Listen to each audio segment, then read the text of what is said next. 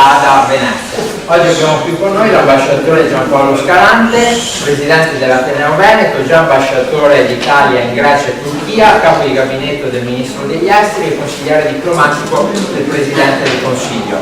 È un onore insomma per noi avere una personalità del mondo diplomatico italiano di così alto livello, che oggi ci parlerà proprio della Turchia di Erdogan e quindi ci spiegherà insomma quali sono le mire di questo presidente, del nuovo protagonismo della Turchia nello scacchiere medio orientale, e quindi c'è molta attesa anche per questo incontro, perché gli altri tre relatori toccavano sempre di sfuggita la Turchia, dopo dicevano no, però non parliamo perché all'ultimo incontro verrà l'ambasciatore, quindi vi illustrerà lui in maniera più compiuta. Chiamo per un saluto il dottor Antonio Belcaro, presidente dell'associazione Nord-Est Sud-Ovest. Un veloce saluto perché siete venuti qua per ascoltare l'ambasciatore, altrimenti sarete molto più numerosi se dovessi parlare io, come diceva un amico, una battuta per rompere il ghiaccio. Allora, come diceva Federico, si chiude questo ciclo di incontri e mi felicito per la buona organizzazione che è stata data e ringrazio tutti i relatori che si sono alternati. Vedere così tante persone anche interessate su questi temi è un fatto che mi conforta molto, perché spesso il livello così di dibattito politico e culturale che registriamo è molto terra a terra. Credo che invece sia necessario creare delle occasioni di approfondimento come quella di questa sera. Allora, un saluto anche da parte di Enrico, responsabile della una delle tre organizzazioni promotrici. Buonasera a tutti quanti.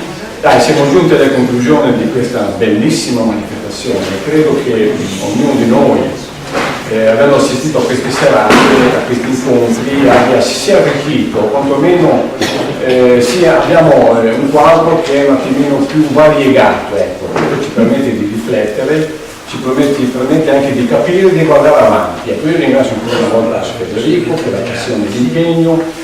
Se ce ne saranno degli altri, Federico conta pure su di noi e noi saremo sempre presenti.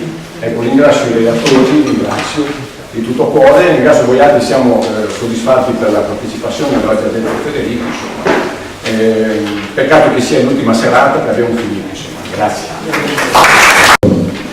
Allora, buonasera a tutti, sono lieto di trovarmi oggi, è un luogo che amo moltissimo, in qualità di portista dall'abbigliamento ci vengono appena posso. Grazie di questo invito, noi oggi questa sera parliamo di un tema che diciamo ha alcune particolarità, ve le dico subito. La prima è che in politica estera e diciamo in generale nella percezione che abbiamo della politica estera, negli ultimi tempi non c'è mai stato un cambio di percezione così netto in negativo quale quello avvenuto nei confronti della Turchia. Io sono arrivato in Turchia nel 2010 e l'ho lasciato nel 2015. Sono arrivato nel momento in cui la Turchia era all'apice della propria popolarità, possiamo dire. Forse non lo ricorderete, ma il tempo passa molto rapidamente, noi tendiamo a dimenticare. Già ancora nel 2010 la Turchia era considerata un paese da prendere ad esempio, a modello. Era guidata da un leader carismatico, un islamico moderato, che aveva condotto il paese sulla via di uno sviluppo economico prodigioso e che sapeva contemperare Islam e democrazia con grande saggezza. Questa era la Turchia del 2010, sembra in millenni. Poi in tempi abbastanza rapidi noi ci siamo accorti che questa Turchia, che addirittura guidavamo modello, in realtà ci sorprendeva, era diversa. Abbiamo cominciato a vedere che la Turchia non era poi così laica come sembrava, era una Turchia in cui l'islamismo da moderato cominciava a diventare un islam politico molto presente. Abbiamo visto che in politica estera la Turchia ha iniziato un percorso che la allontanava dall'Occidente, a volte non comprendevamo certe scelte. Non capivamo come un paese che è stato il pilastro della NATO, un paese che noi abbiamo sempre considerato parte dell'Occidente, improvvisamente facesse qualcosa che addirittura mettevano in pericolo la sicurezza dell'Occidente, mi riferisco alla Siria e sono parlato. Insomma, un cambio di percezione totale. Dalla positività del paese si è passato alla negatività. Cioè abbiamo cominciato a criticare il paese per quello che faceva all'interno. All'inizio c'era una tendenza autarchica, a essere un autocrate, ma molto moderato, molto paternalista, e poi via via questa tendenza è cresciuta negli ultimi anni dopo l'intervallo è diventata una politica di grande repressione che ha messo in gioco i diritti della stampa, i diritti individuali, la stessa libertà di espressione nelle università, nelle scuole, diciamo un'autocrazia, una forma di pervasione autoritaria che ha impregnato il paese. Questo ci ha colpito, ci ha fatto vedere un'altra Turchia, quella che non conoscevamo. Ma poi non era solo quello. L'islamizzazione del paese è una cosa che ci ha sorpreso. Cioè noi non crediamo che la Turchia fosse un paese islamico, diciamoci la verità. Qual era l'immagine che noi avevamo della Turchia? Quella che abbiamo studiato a scuola, quella che percepivamo dalla stampa, dai giornali, forse dai film. L'immagine della Turchia era quella di un paese irreversibilmente laico, perché Atatürk c'era stato Atatürk non lo identificavano tutti. Dimenticandoci che prima di Atatürk c'erano decine di secoli in una Turchia molto diversa. Per noi Atatürk è stato il riformatore che ha definitivamente cambiato il futuro del paese. E se noi riflettiamo, effettivamente Atatürk è stato un riformatore straordinariamente efficace, perché immaginate, cambiato l'alfabeto, cambiata la lingua, cambiato il modo di vestire, si sono tolti il fez, lui è imposto rapidamente occidentale, ha imposto il sistema democratico occidentale per partiti, le assemblee, le elezioni, ha cambiato il gusto musicale, ha perfino introdotto il jazz, la musica sinfonica in un paese che doveva non esisteva. La rivoluzione di Atatürk è stata una rivoluzione fortissima, che ha stravolto il paese e nella nostra visione l'aveva fatto diventare un paese laico. La seconda cosa che avevamo come percezione netta era che la Turchia faceva parte dell'Occidente. La Turchia era sempre allineata con l'Occidente, era anzi il pilastro, qualcuno ricordava il pilastro della NATO, il pilastro sud della NATO. La Turchia era coerente con gli interessi dell'Occidente, non era distante dall'Occidente. Questa Turchia è entrata in crisi e proprio dall'interno siamo passati anche alla politica estera, abbiamo cominciato a vedere atteggiamenti di politica estera che hanno sorpreso. Ci hanno sorpreso perché ci ha detto ma come la Turchia che noi conoscevamo allineata all'Occidente, coerente con il cibo, con l'Europa, con l'Occidente, improvvisamente fa delle cose che sono diverse. Io parto da questo punto, da questa sorpresa che abbiamo avuto, di trovarci con una nuova Turchia, una Turchia diversa, che non sapevamo che esistesse, credevamo diversa. Pensate, torniamo indietro nel tempo. Nel 480 a.C. Erodoto ci dice che Serse, l'imperatore dei persiani, attraversa i Dardanelli su 2 punti di barca e rinvade la Grecia. Voi direte, ma questa è una storia lontana. È vero, è una storia lontana. Serse non riesce a andare nella Grecia. C'erano 2 mondi che si scontravano. L'impero persiano, che era un impero autocratico, verticistico, potentissimo, allora aveva milioni di cittadini, che era una cosa straordinaria, un esercito formidabile, un'organizzazione potentissima. L'imperatore era il dio interno, non aveva rapporti con i cittadini, era il dio per appunto che pensava che quando uno dei 2 punti viene abbattuto da una mareggiata, l'imperatore dei persiani, convinto che anche gli elementi dovessero dipendere, non fa fustigare il mare in segno di punizione per aver distrutto il popolo. Avete immaginato che mondo c'era? Dall'altra parte chi c'era? C'erano le città greche, città fiorenti, pieni di cultura, pieni di economia, ma completamente divise fra di loro, con un esercito non esistente. Avevano solo pezzi di eserciti sparsi. Sul piano del confronto militare non c'era nessuna storia. Bene, le città greche in qualche modo respingono l'offensiva persiana. Ma perché vi dico questo?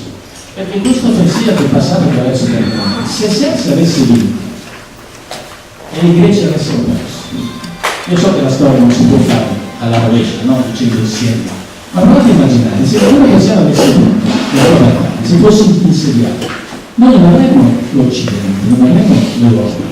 Noi stessi quest'oggi in questa sala saremmo vestiti in maniera diversa, avremmo in mente altre cose. Cioè c'è stato un buon momento che quel pezzo di mondo è stato determinato per il nostro futuro fino ad oggi. Sul libro, dove poi si ferma, l'ultimo discorso che fa ai suoi soldati dice: guardate, andiamo a vedere cosa c'è al di là dell'Into, andiamo a vedere cosa c'è al di là della fine del mondo. Lo vedete molto etico. Noi abbiamo interpretato forse in maniera simbolica, ma va detto che nell'epoca dell'Alessandro Magno il mondo era concepito dalle colonne d'Ercole, di Gibilterra, fino al fiume Indo. al di là non c'era. Alessandro Magno, che vuole andare a vedere cosa c'è al di là della fine del mondo, e induce l'Occidente, che in qualche modo vuole osare l'inosabile, mettersi continuamente alla prova. E anche qui Alessandro, per fare questo, attraversa quel braccio di mare. Voi vedete, ma tutte queste cose sono molto lontane, è vero? Per noi veneziani, per esempio, quel braccio di mare, quella zona, significa anche la quarta crociata, non è citato. Quarta crociata discussa e discutibile, ma perché per 2 secoli e mezzo da Venezia il dominio delle Gesù. E poi c'è la caduta di Costantinopoli, 1453, un evento epocale per noi, per la nostra vita, per quello che siamo diventati. Ma possiamo venire più vicino a noi? Certo che possiamo venire più vicino. Pensate alla guerra fredda. La guerra fredda è stata un momento storico che ha caratterizzato gran parte, per esempio, della mia vita, e inizia nel dopoguerra. Ma come inizia la guerra fredda? Formalmente? Con una dichiarazione del presidente Truman, che guarda caso, dà la garanzia a chi ha la Turchia. Il presidente Truman dichiara all'Unione Sovietica: guardate, se voi attaccate la Turchia, io la difenderò come se fosse il territorio degli Stati Uniti. È l'inizio della divisione del blocco, che poi durò fino all'89. Anche lì c'è la Turchia di mezzo. Ma ci sono 1000 casi, potrei andare avanti all'infinito. Pensate che la Turchia c'entra anche con la crisi di Cuba. Voi dite: ma cosa c'entra la Turchia con la crisi di Cuba? Se voi andate sul Bosforo, trovate oggi, ancora esistente, una bellissima villa di proprietà dello Stato italiano molto ben pagata, che era la residenza secondaria estiva dell'ambasciatore d'Italia a Istanbul. Si è salita al secondo piano, trovate una stanzetta di pochi metri quadrati con un grande foro. Questo foro guarda il Bosforo. Il Bosforo lì è uno dei punti più stretti in assoluto, saranno 1,5 miglia. Da quel foro il SISMI, che allora era il nostro servizio esterno per lo spionaggio, aveva una postazione fissa che fotografava tutte le navi che entravano e uscivano. Allora lo spionaggio si faceva così, era un po' artigianale, adesso c'è niente di molto più complicato. Per decenni i nostri ufficiali del SISMI hanno fotografato le navi entrate e uscite. Nel 61 cominciano a fotografare delle navi sovietiche con degli strani oggetti cilindrici, lo dicono gli americani, e nasce la crisi di Cuba. Era all'inizio e saranno andati. Quindi addirittura la crisi di Cuba trova addirittura un fondamento, quindi insomma. Allora, questo per dire, quando noi parliamo di Turchia, parliamo di qualche cosa di cui non siamo spettatori. Non possiamo dire: vabbè, facciano quello che vogliono, si arrangino. Parliamo di qualcosa che in qualche modo condizionerà la nostra vita, oggi o in futuro. E questo, perché è successo questo? Perché c'è un errore, diciamo, di fondo da parte nostra. Quando noi pensiamo alla rivoluzione kemalista, dobbiamo ricordare che la rivoluzione kemalista ha toccato una piccola parte di un enorme territorio. La Turchia ha grandi squilibri. Noi abbiamo il sud e il nord dell'Italia che hanno molte differenze, ma l'est e l'ovest della Turchia ne hanno ancora di più. Tutta la parte costiera della Turchia, Istanbul, Smirne, era una parte legata all'antica Grecia, a Roma, legata adesso all'Europa, che tutta quella fascia costiera guardava l'Europa. Il resto dell'Anatolia, 1800 km fino al confine con l'Iran, della rivoluzione di Ataturk non ne ha visto granché. Probabilmente in molti paesi non si sono neanche accorti della rivoluzione di Ataturk. Quindi abbiamo pensato a una Turchia che era un pezzo della Turchia. Ma perché è cambiata? È cambiata perché quel pezzo di Turchia che noi guardavamo si è trasformato. Cioè noi identificavamo la Turchia larga, la Turchia vicino all'Europa, vicino all'Occidente, con un pezzo di Turchia che in realtà erano 10, 20, 30 grandi famiglie che avevano un grande potere economico e andavano da Istanbul scendendo a Smirne, tutta la faccia costiera fino a Smirne. All'interno pochissimo. Ancora oggi grandi investimenti industriali italiani, cementieri, Pirelli fa tutti i pneumatici, sono tutti in questa zona. È successo che quando Erdogan prende il potere negli anni 2000 avviene una cosa straordinaria. Voi sapete che nel mondo e nella vita dei paesi avvengono momenti straordinari e non si sa bene perché avvengono. In Italia alla fine degli anni 50 abbiamo avuto quello che chiamiamo il boom economico, no? Un momento felicissimo, l'Italia cresceva. L'Italia cresceva al 6, al 7, all'8%, non allo 0,4, 0,1 come adesso stiamo vedendo. È stato un momento felicissimo. Noi abbiamo creato un mondo che economicamente non esisteva. L'Italia è un paese agricolo, diventa un grande paese agricolo. È successo qualcosa del genere in Turchia. A partire dal 2002 Erdogan e il partito della giustizia e il progresso, cioè il partito islamista moderato, vanno al potere e questa ascesa al potere coincide con una grande crescita economica, grandissima, vera, reale, non finta. La Turchia è cresciuta, a un certo punto è cresciuta al 12% all'anno. L'unico paese che è cresciuto in maniera paragonabile è la Cina. La Cina e la Turchia hanno avuto una crescita economica con diverse quantitativamente diverse, ma molto simili. La Turchia cresce tantissimo. Guardate che la crescita non è sono solo dei dati, significa che il benessere individuale cresce, il PIL, cioè il prodotto, la capacità di spesa del turco è cresciuta di 3 volte in 10 anni. Cioè una cifra spaventosa, nessuno riesce a vedere. Questo per dirvi che la Turchia si è trasformata, cioè la crescita economica ha trasformato la Turchia, ma come l'ha trasformata?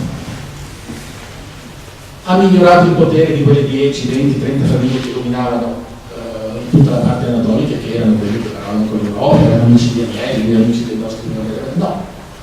La Turchia che si è sviluppata è una Turchia che si è sviluppata a est e a sud, in zone dove non c'era non uno sviluppo diverso, non c'era nessuno sviluppo.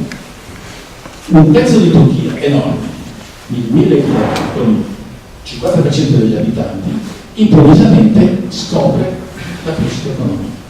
E guardate, è interessante che avviene una crescita economica che noi conosciamo bene, perché avviene col sistema dei distretti industriali della piccola e media impresa. Infatti non a caso tutti guardano molto attentamente al Veneto come paradigma di uno sviluppo che loro vorrebbero, che vogliono fare.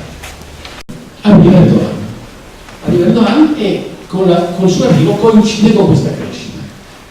Questa crescita che Erdogan, insieme a un gruppo di collaboratori, tra l'altro un ministro degli esteri molto antipatico ma molto intelligente, che si chiama Davutoglu, che è un professore universitario, che scrive un libro in cui dice tutte queste cose. Dice, guardate, la Turchia è cambiata, è diventata una grande potenza. Nel frattempo la Turchia è diventata la 16ª potenza industriale al mondo e la 6ª in Europa. Se la Turchia oggi entrasse in Europa sarebbe la 6ª potenza industriale, non è la prima. Allora, Davutoglu dice in questo libro che si chiama Profondità strategiche. Guardate, la Turchia è cresciuta, siamo diventati un paese molto ricco, noi dobbiamo ripercorrere la via dell'impero ottomano, cioè il neo-ottomanesimo, non con le armate, che noi veneziani conosciamo bene, ma con la potenza economica. Dobbiamo crearci uno spazio economico in cui noi possiamo vendere le nostre scarpe e i nostri agricoltori. E questo libro, che si chiama Profondità strategiche, quando lui diventa ministro degli esteri, lo applica nella realtà. E cosa succede? Succedono tante cose perché la politica che Erdogan comincia a mescolare mette dentro tante cose, mette dentro Islam. Guardate, l'Islam, tenete presente che c'è un ritorno verso valori ortodossi dell'Islam in tutto il mondo islamico. Non vuol dire radicalismo, significa che nel mondo islamico c'è voglia di maggiore ortodossia a tutti i livelli. Perché la maggiore ortodossia, noi non lo capiamo, è interpretata come maggiore moralità. Erdogan va al potere dicendo io voglio tornare all'ortodossia islamica perché è più morale. Noi ci siamo un po' persi su questa cosa qua, perché per noi la religione è privato, non è pubblico. E loro invece vincono sulla moralità. So che sembra incredibile, perché poi lo stesso regime di Erdogan diventa assolutamente immorale, estremamente corrotto, ma crescono nella moralità. Quindi una voglia di Islam e di moralità è il primo elemento che Erdogan mette in mezzo. Il secondo elemento è la potenza economica, vi dicevo che la Turchia è veramente diventata una notevole potenza economica, nonostante sia in crisi adesso. E il terzo elemento è il nazionalismo, che è fortissimo. È così il residuo di Atatürk. Il nazionalismo in Turchia è fortissimo. Allora immaginate Erdogan che mette insieme queste cose, piglia il libro di Davutoglu, le profondità strategiche, e dice facciamo, cioè applichiamo. E inizia questa vicenda. È stata una vicenda di successo? No, perché come spesso succede, l'applicazione di un teorema astratto si è rivelata poi, come posso dire, estremamente difficile da applicare, o poi è andata in direzioni completamente diverse. Quando nel 2010 cominciano le cosiddette primavere arabe, voi sapete cosa sono, no? Questo risveglio di alcuni paesi, la Tunisia comincia nel 2010, poi l'Egitto nel 2011, pochi mesi dopo, poi la Libia nel 2011 stesso. Ecco, Erdogan, sulla base di questa concezione che vi dico, dice, vedete, si sta avverando quello che dico io, dice, tutti questi regimi diventeranno dei regimi islamici e io sarò il leader islamico di un Mediterraneo completamente islamico. Questo è stato ed è partito in quarta su questo. Non ci dimentichiamo le cose perché poi gli anni passano, insomma, ma Erdogan ha capito, appena ha fatto un viaggio in Tunisia, in Libia, in Egitto trionfale. È stato accolto come il nuovo Maometto, perché in quel momento le primavere arabe davano consistenza politica soprattutto all'Islam e radicale. Ricorderete che la Tunisia fa le elezioni vince Nada, che è il partito radicale islamico. L'Egitto unico di fratelli musulmani, in Libia anche i fratelli musulmani sono fortissimi, però in Libia poi succede un disastro.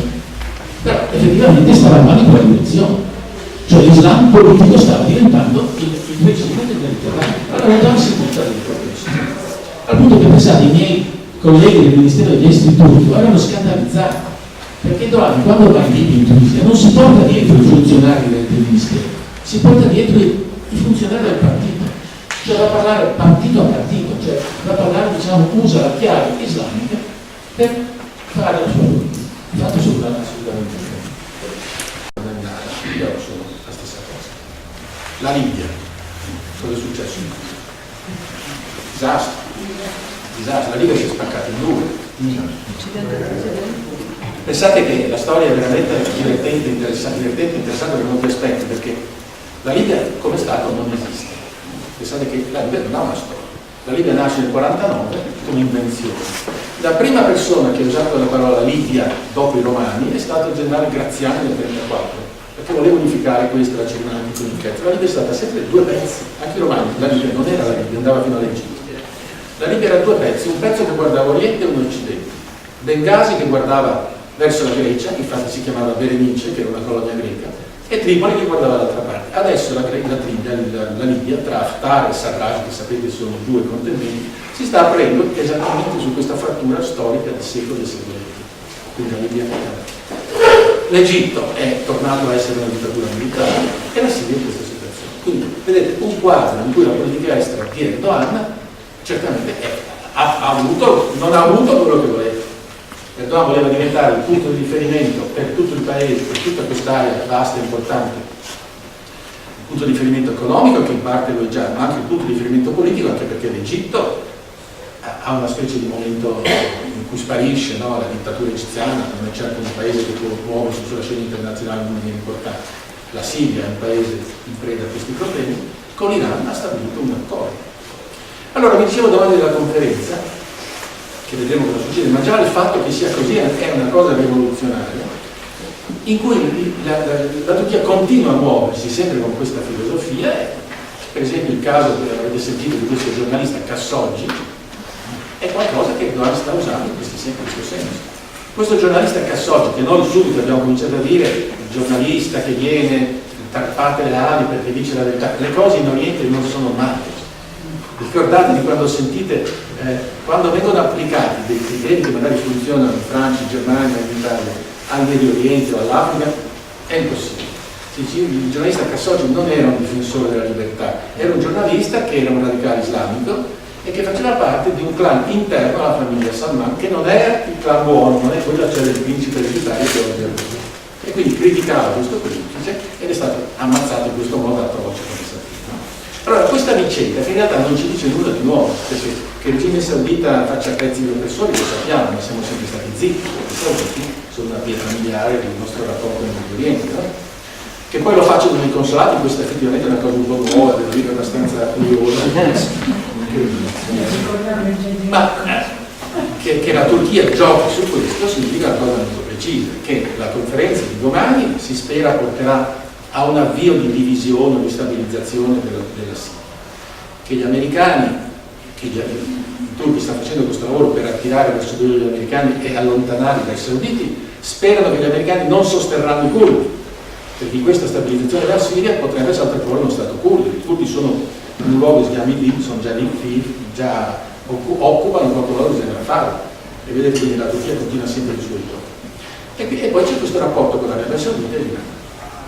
Anche lì molto spesso viene detto ci sono delle chiavi diverse che vanno studiate, le chiavi fra sciiti e sunniti. Adesso sarebbe un po' lungo parlare di sciiti e sunniti, ma in questo caso vedete che nemmeno questa chiave funziona bene, perché la Turchia, paese sunnita, in questo momento sta combattendo ferocemente l'Arabia Saudita, altro paese sunnita, con l'alleanza dell'Iran, che è un paese sciita, quindi anche quella chiara dimostrazione. Nell'Oriente tutto è sempre rimescolato, tutto è, come posso dire, rivisto, è uno dei fascini anche di questo mondo in particolare, che però va affrontato in questo modo, cioè va affrontato con una mentalità che va. E tornando un attimo a Erdogan e alla politica di Erdogan, pensiamo a cosa è successo con l'Europa.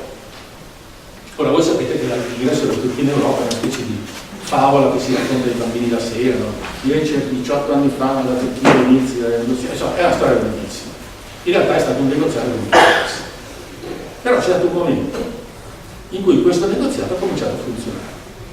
Nel senso che l'Europa ha la capacità di spingere gli stati a fare delle cose che non farebbero se non fossero spinti dall'Europa. Lo sappiamo anche noi questo, no? Tante cose positive hanno state fatte da noi sulla concorrenza, eccetera, perché ce lo chiede l'Europa.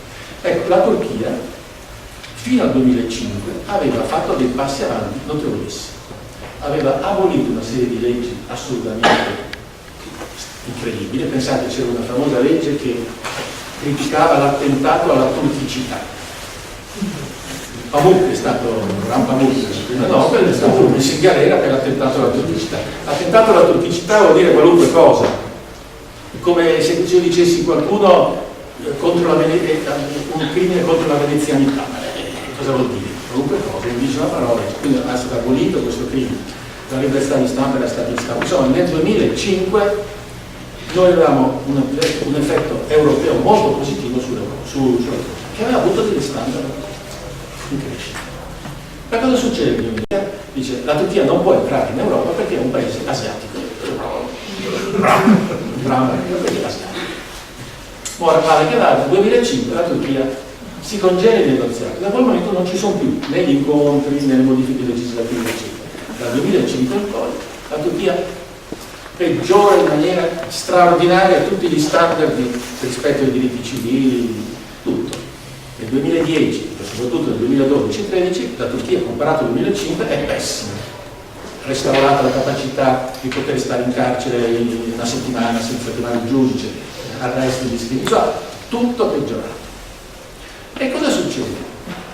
Succede che l'Europa fa un accordo con la Turchia, inspiegabilmente, e chi lo fa? Lo fanno gli stessi paesi che avevano congelato. E perché lo fa? Perché ricorderete che a un certo punto, nel contesto sempre della guerra siriana, si apre questa che si chiama la rotta balcanica, cioè milioni di persone a piedi partono dalla Siria e si avviano verso l'Europa. È stata una cosa che forse dei narratori di fantascienza potevano immaginare, questi popoli che camminavano, eccetera. Ma avete vada, però questo crea un problema enorme.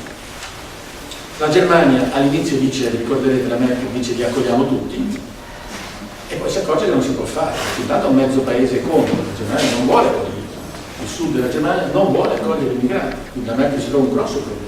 Ma come fermiamo questa cosa? Allora la Merkel va da